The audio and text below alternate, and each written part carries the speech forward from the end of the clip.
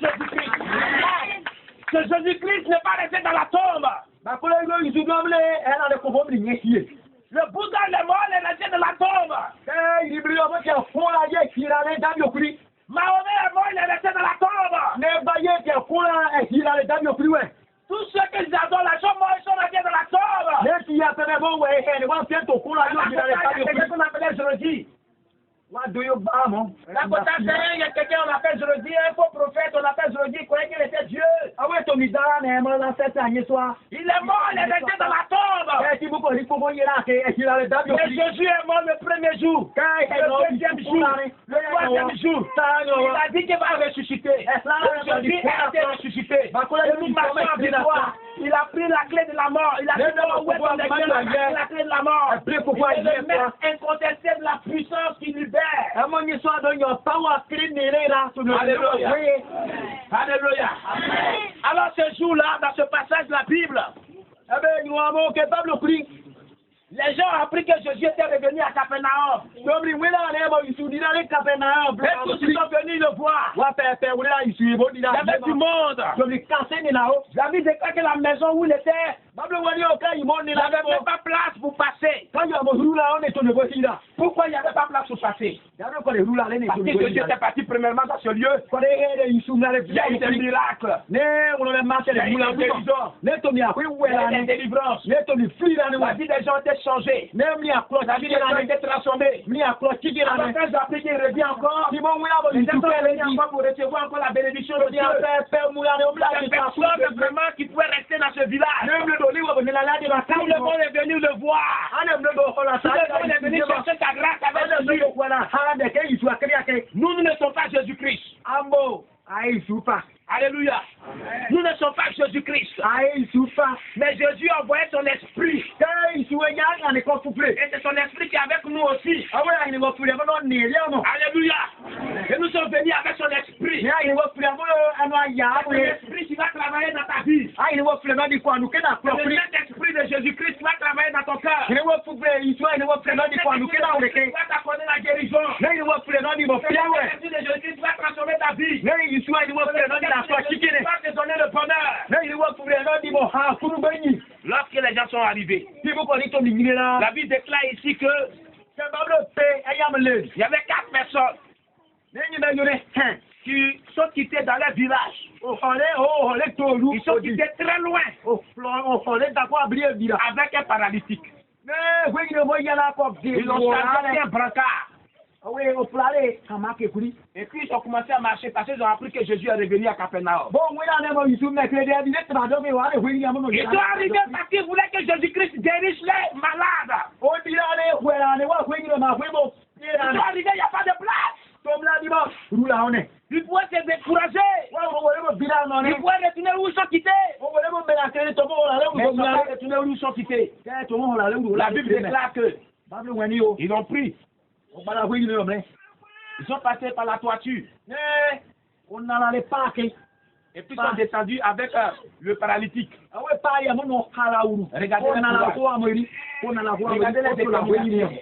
Regardez leur détermination, leur courage. Ils voulaient à tout prix obtenir la guérison. Ils voulaient à tout prix obtenir ce que leur cœur désire. La Bible déclare que depuis Adam et Ève, le royaume des cieux est forcé. Et c'est les violents qui s'en emparent. Il y a certaines bénédictions. Il faut forcer la main de Dieu pour recevoir cela. Alléluia. Alléluia. Est-ce que si nous n'avons pas forcé la main de Dieu pour prier ici dimanche? On est en train de prier ici, c'est pas bon. Alléluia. Qui est content qu'on prie ici ce dimanche? Alléluia. Alléluia. Il faudrait que nous faisons vraiment avec force, avec sagesse pour arriver là où Dieu veut que nous arrivions. Alléluia.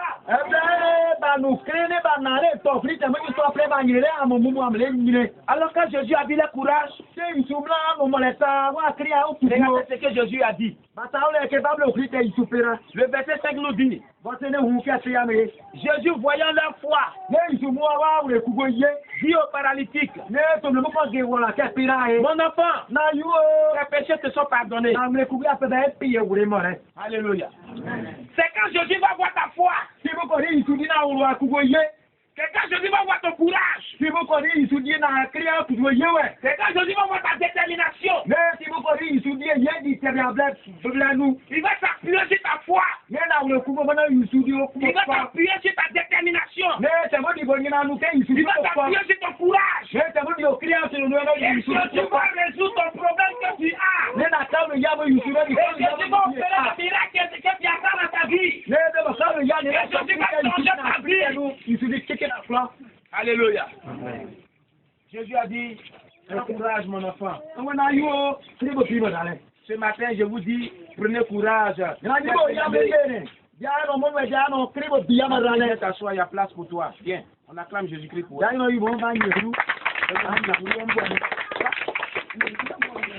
Alléluia. Assois-toi, ma fille.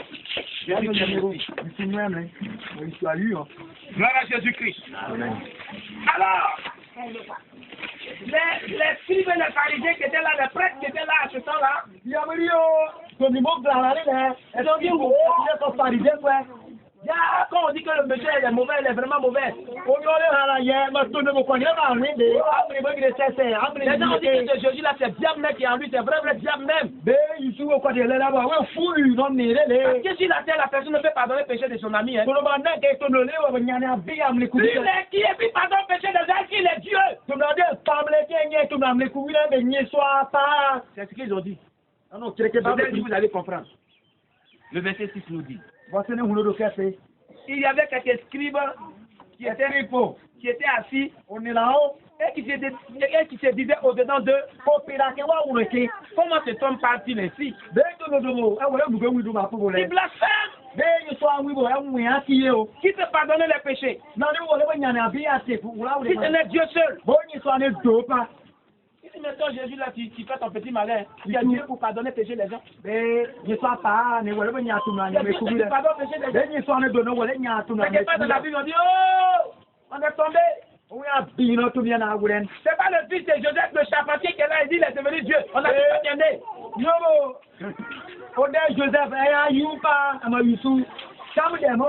Il y en a dans les herbes ici, au lieu des moutons, toi tu es devenu Dieu pour pardonner le péché des gens.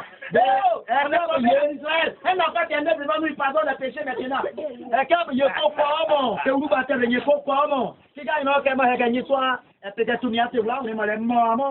C'est ce qu'ils ont dit à Jésus.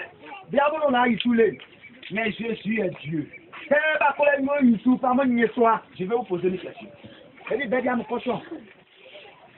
Qui pèse pas sur la terre? Tout à l'heure, il a prêché, il a dit que tout le monde a péché, Dieu voulait sauver le monde. Moi, je suis un pécheur. Alléluia. Moi, ma vie, elle est mauvaise. Il faut vivre avec quelqu'un pour le connaître. Un jour,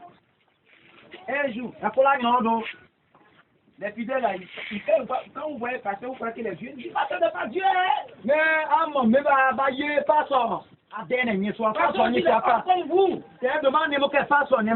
Alléluia. Pasteur a des défauts, pasteur a sa faiblesse, pasteur a sa force. Mais pasteur, il y a un frère de l'église. Quand il me voit ma femme, tu as dit que non, il n'y a jamais eu de parole.